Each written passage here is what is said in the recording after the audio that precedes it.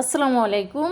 তো রাতের বেলা বউ শাশুড়ি যুদ্ধের মধ্যে নেমে গেছি। যুদ্ধ কিরকম আগে কিন্তু ডেকিতে মনে করেন নাইলে গাইল ছেঁকাইতে এরকম সিম ভাঙতো। তো আমাদের এখন ছাঁকাইতে আছে, গাইল নাই।